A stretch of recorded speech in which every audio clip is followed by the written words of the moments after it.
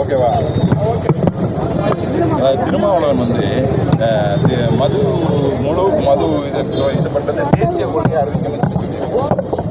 அது வரைக்கும் நாங்கள் வந்து போராடுவோம் இருக்காரு. அதை நீங்கள் எப்படி பார்க்க? முதல்ல தான் வீட்டை சுத்தம் பண்ணட்டும்.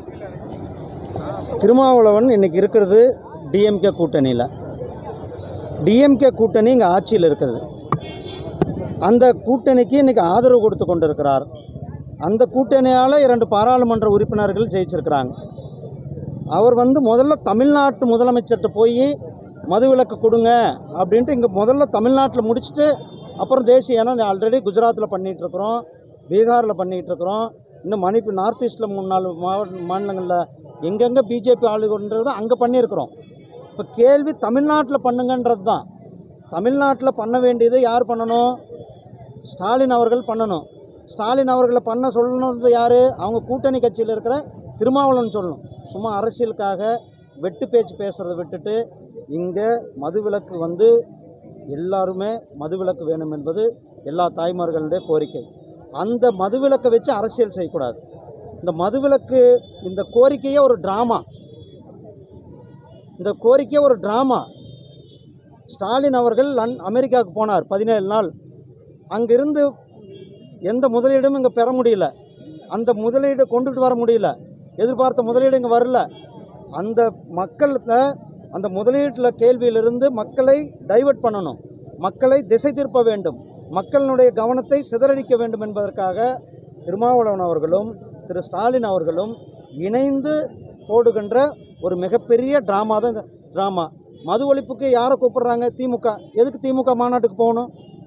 ஒரு கேபினெட் கூட்டத்தை போட்டு மதுவிலக்கு அமல்படுத்த விடுத்து எதுக்கு மாநாட்டில் போய் என்னத்தை பேசுவீங்க? ஏன் மாநாட்டுக்கு இன்னும் அதில் மூத்த தலைவர்கள் இருக்கிறாங்க, அந்த மூத்த தலைவர்களை அனுப்பலாமே. அண்ணன் டிஆர் பாலு அவர்கள் பாராளுமன்ற குழு உறுப்பினராக இருக்கிறார், மூத்த தலைவர், அவர் அனுப்பலாம். அண்ணன் ஜெகத் ரட்சகன் அவர்கள் மிக மூத்த தலைவர், அவர்களை அனுப்பலாமே. மாநாட்டுக்கு எதுக்கு போகணுன்ற? மாநாடு எதற்கு நடத்தணும்? யாரை எடுத்து மாநாடு?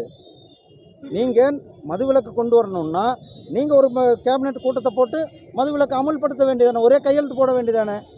யாரை ஏமாத்துகின்ற நாடகம், மக்களை திசை திருப்புகின்ற நாடகம். இந்த நாடகம் மக்கள் வந்து நிச்சயமாக அவர்களுக்கு பதில் சொல்லுவாங்க.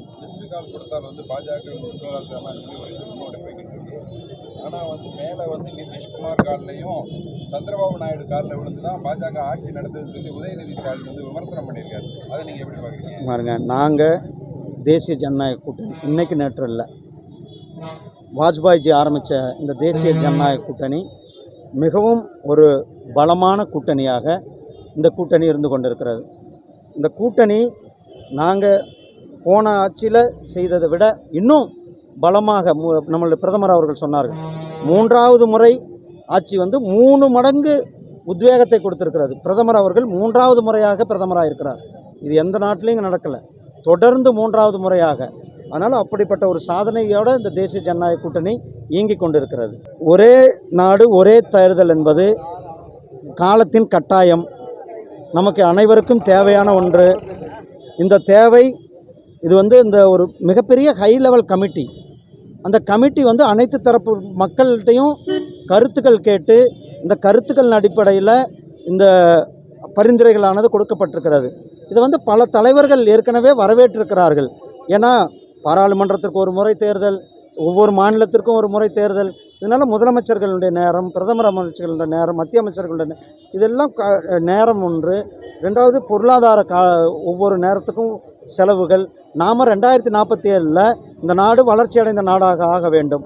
அதனால் நாம் எது நமக்கு இடர்பாடுகள் இருக்கிறதோ அதையெல்லாம் களைந்து ஒரு வளர்ச்சி பாதையை நோக்கி செல்வதற்கு ஒரே நாடு ஒரே தேர்தல் அவசியமான இந்த காலகட்டம்.